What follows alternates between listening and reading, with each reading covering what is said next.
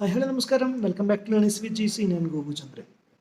So, guys, ഇന്ന് ALP ഒരു പ്രധാനപ്പെട്ട ഒരു ഷോർട്ട് നോട്ടീസ് വന്നിരുന്നു. കുറച്ച് സമയമായിട്ടുള്ളൂ. അതായത് മാർച്ച് 19 ALP CBT2ൻ്റെ shift 1 shift 2 all India level pan India എന്ന് വേണമെങ്കിൽ പറയാം. എല്ലാ എക്സാം സെൻറ്ററിലും എക്സാം നടന്നില്ല, എക്സാം ക്യാൻസൽ ചെയ്തു. ഓക്കെ, സോ ഷിഫ്റ്റ് 1 ഷിഫ്റ്റ് 2 ഇത് വിച്ച് ഇൻക്ലൂഡ്സ് ഭോപ്പാൽ വരും, ബാംഗ്ലൂർ വരും, ചെന്നൈ വരും, ട്രിവാൻഡ്രം വരും, വേറെയും കുറേ സോൺസ് ഒക്കെ വരുന്നുണ്ട്. അപ്പോൾ എല്ലാ സോണിൻ്റെയും അതായത് ഇന്ന് നടക്കാനിരുന്ന എല്ലാ എക്സാംസും എല്ലാ ഷിഫ്റ്റും ക്യാൻസൽ ചെയ്തു പറഞ്ഞിട്ടാണ് നോട്ടീസ് വന്നിരിക്കുന്നത്. സോ ആക്ച്വലി RRB ഇങ്ങനെ ചെയ്യാൻ പാടില്ലായിരുന്നു. മീൻസ് RRBൻ്റെ ഇഷ്യൂ അല്ല, അത് കണ്ടക്ട് ചെയ്യുന്ന ഏജൻസിൻ്റെ ഇഷ്യൂ ആണ്. അവരുടെ സെർവറിൻ്റെ ഇഷ്യൂ, ടെക്നിക്കൽ ഇഷ്യൂ കൊണ്ടാണ് ക്യാൻസൽ ചെയ്തത്. ഇതുവരെ ഇങ്ങനെ സംഭവിച്ചതായിട്ട് അറിവില്ല.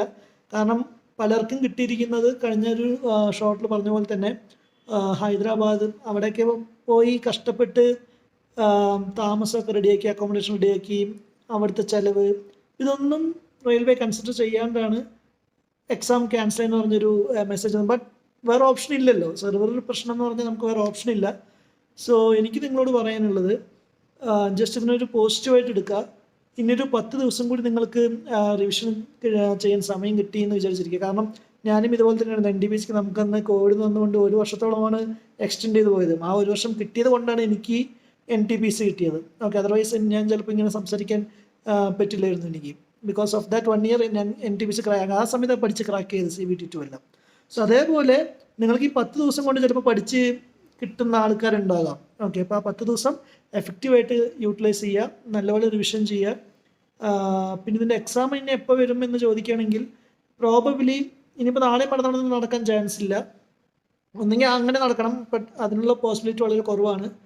ഇനി ഓപ്ഷൻ എന്ന് പറയുന്നത് നമുക്ക് മിനിമം ഒരു 10 to 14 days, മിനിമം ഒരു 2 weeks, 10 ദിവസം ടു ഒരു 2 ആഴ്ച വരെയെങ്കിലും കിട്ടാൻ ചാൻസ് ഉണ്ട്. കാരണം ഇനി പുതിയൊരു ഷോർട്ട് നോട്ടീസ്, പുതിയൊരു ഡേറ്റ് അവർ ഇറക്കണം, നിങ്ങൾക്ക് സിറ്റി ഇൻറ്റിമേഷൻ തരണം, വീണ്ടും അഡ്മിറ്റ് കാർഡ് ഡൗൺലോഡ് ചെയ്യണം. നിങ്ങൾക്ക് പഴയ പോലെ തന്നെ എനിക്ക് ഇപ്പോൾ ഹൈദരാബാദിലേക്കാണെങ്കിൽ വീണ്ടും ട്രെയിൻ ബുക്കിംഗ് വേണ്ടി വരും, ട്രെയിൻ ടിക്കറ്റ് ബുക്കിംഗ് ചെയ്യേണ്ടി വരും, അക്കോമഡേഷൻ ചെയ്യണം. അതിനൊക്കെ അനുസരിച്ചിട്ടായിരിക്കും പുതിയൊരു ഡേറ്റ് എന്തായാലും വരുന്നത്. എന്നാലും നല്ലപോലെ അങ്ങനെ നീളാനൊന്നും സാധ്യതയില്ല.